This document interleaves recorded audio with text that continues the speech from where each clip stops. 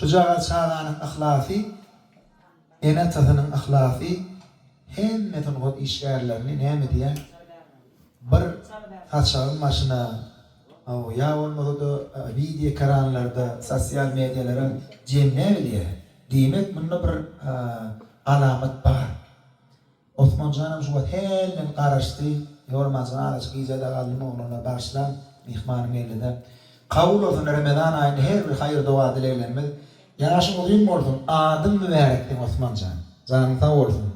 Ne olsa Osman gaydıp gelir, ağlama dünya. Kalkı halipadan.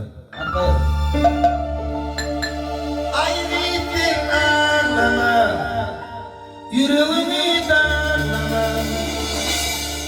Osman Can gaydıp gelir, ağlama dünya. Yine de bakar Dilil açar kaybeder Benim gülüm gelmedi Deyip ağlama dünya